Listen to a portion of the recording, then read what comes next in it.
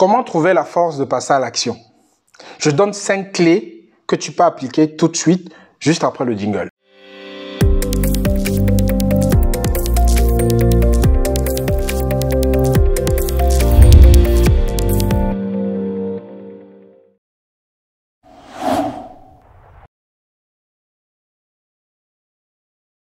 Bonjour à tous, je suis Franck Kenyé. Nous sommes devenus riches en Afrique. Aujourd'hui, je vais te partager 5 clés. 5 clés que j'applique tout le temps. 5 clés qui ont donné des résultats et qui donneront des résultats à ceux qui vont les appliquer pour te permettre de passer à l'action quand tu es dans des périodes où tu procrastines un peu. Donc, ces clés-là, ça vient du fait que j'ai pratiqué déjà. Ça, c'est la première des choses. Et de deux, c'est démontrer, c'est prouver que quand tu les mets en pratique, tu as beaucoup plus de résultats, tu as beaucoup plus de capacité de te mettre en mouvement.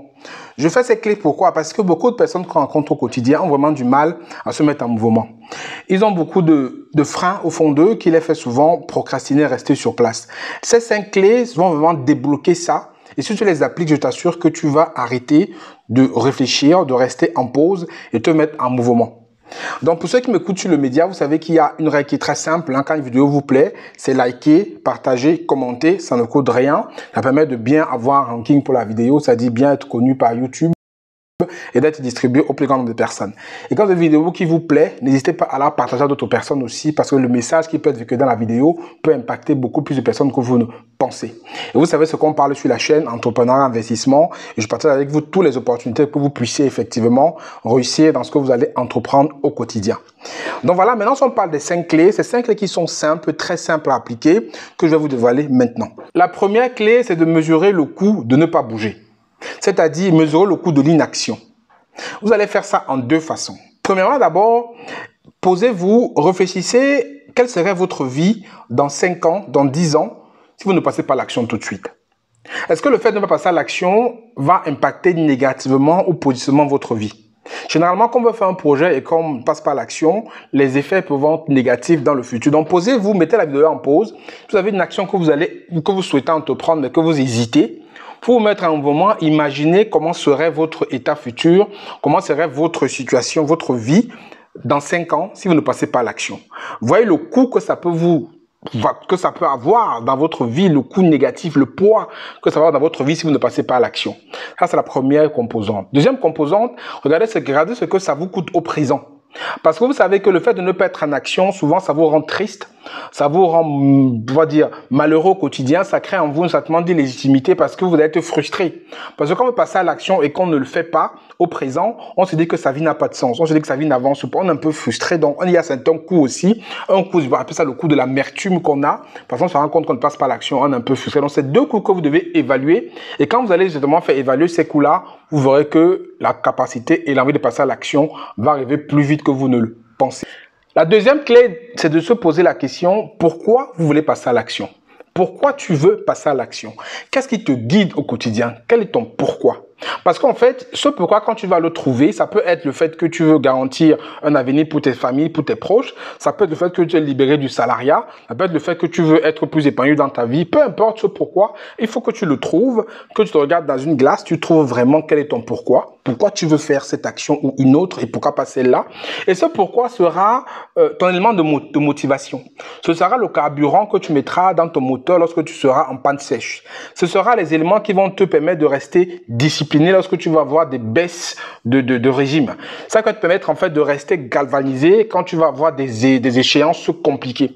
Ça va te permettre en fait de te lever tous les matins, de te coucher tard tous les soirs parce que tu sais pourquoi tu feras telle action ou telle action. Donc c'est la deuxième clé, c'est important de savoir pourquoi tu veux faire ci ou tu veux faire ça. Quand tu auras trouvé ça, tu verras que ça va être un moteur qui va te guider tout le temps. Ça va être l'essence, le carburant de ton moteur en permanence et ça va te guider vers l'action beaucoup plus vite que tu ne le penses. La troisième clé, je dirais qu'il faut comprendre que c'est en faisant qu'on fait. C'est-à-dire l'action nourrit l'action. Parce que les gens ne passent pas à l'action souvent parce qu'ils pensent que ce qu'ils veulent faire est très élevé. Ils ne commencent pas parce qu'ils visent à faire gros tout de suite. Pourtant, il faut faire différemment. Il faut appliquer ce que j'appelle le syndrome de l'escalier en fait, le symbole de l'escalier, c'est-à-dire on peut vouloir monter 1000 marches et on commence par la première et au fur et à mesure qu'on monte, on va arriver à la 1000e marche, tôt ou tard, un jour on arrivera. C'est comme un éléphant. Quand vous voulez manger un éléphant, vous ne mangez pas l'éléphant en entier. Vous pouvez manger un éléphant en entier, mais en petits morceaux. Mais c'est à force de commencer à manger cet éléphant-là que vous allez commencer à l'avaler. Mais si vous ne commencez jamais, vous n'allez jamais pouvoir le dévorer et l'avaler complètement. C'est pour dire quoi? C'est pour dire qu'il faut être un faiseur. C'est dans l'action que vous allez faire de l'action. L'action nourrit l'action. L'inaction nourrit, bien sûr, l'inaction. Donc, imaginez juste, en fait, une journée où vous ne faites peut-être rien. Une journée où vous, entre guillemets, vous glandez. À la fin de la journée, vous vous sentez un peu mal, en fait, parce que vous avez senti une journée qui est perdue, c'est une journée qui est plutôt, je vais dire quoi, qui est plutôt amère dans votre situation. Mais si une journée, vous avez été dans l'action, vous avez été dynamique, vous verrez que vous avez plus envie de continuer dans cette logique-là. Donc ça, c'est la troisième clé. Comprenez que l'action nourrit l'action et c'est le fait de vous mettre en mouvement en action qui va entraîner d'autres actions par la suite. La quatrième clé, c'est n'attendez pas que la peur disparaisse. Parce que la peur, c'est une bonne émotion. Et souvent, les gens disent que j'ai peur d'échouer, j'ai peur qu'on me regarde mal, j'ai peur de perdre ma sécurité financière, j'ai peur d'être pas légitime, j'ai peur. Il y a plusieurs peurs que vous pouvez lister. Mais ces peurs-là devaient être pour vous des peurs galvanisatrices.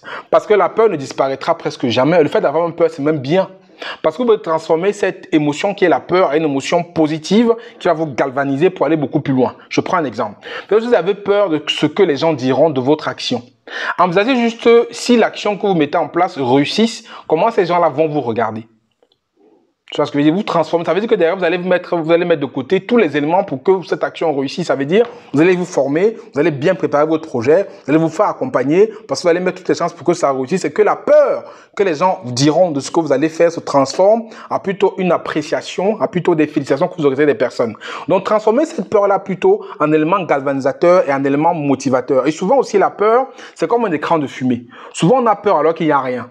On dit qu'il y a peur, mais il n'y a rien. Et c'est lorsque vous pensez que vous avez peur. Quand vous avancez même votre peur, vous affrontez cette peur-là, que vous voyez en fait que c'était qu'un écran de fumée et qu'il n'y avait rien du tout. Donc la peur ne doit pas vous empêcher. La peur, voyez-la comme un écran de fumée. Allez au-delà de ces peurs-là, affrontez-les et pensez plutôt comment vous allez mettre les choses de votre côté pour que cette peur-là devienne galvanisatrice, et non une peur qui vous freine. La cinquième clé, c'est ne pas s'attacher aux résultats et surtout se tromper d'objectif. On dit souvent en Afrique que malgré que le chien, il a 4 pattes, il ne peut pas emprunter 2 voies au même moment.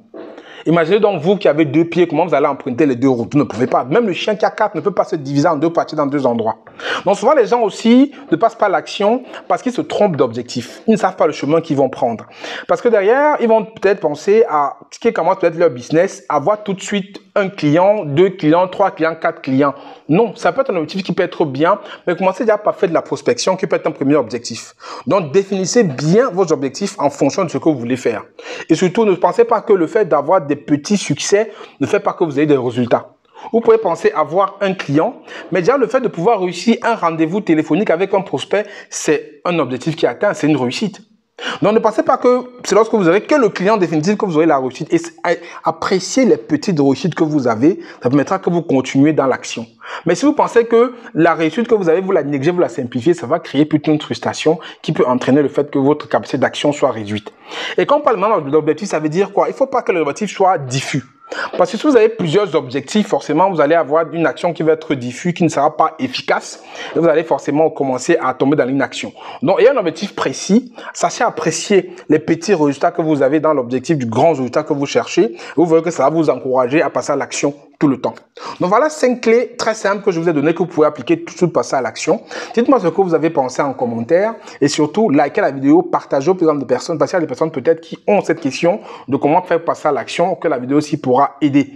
Je vous retrouve en commentaire et n'oubliez pas de rejoindre aussi le groupe d'assistants digital qui a commencé après la masterclass. On a fait une super masterclass hier. Le groupe est toujours ouvert. Vous pouvez le rejoindre en cliquant sur la description du bouton à côté. Mais attention, ne rejoignez ce groupe-là que si vous êtes intéressé de créer votre agence digital marketing spécialisé en assistant digital internet. Donc mettez ça, rejoignez le groupe si ça vous intéresse. On se retrouve là-bas.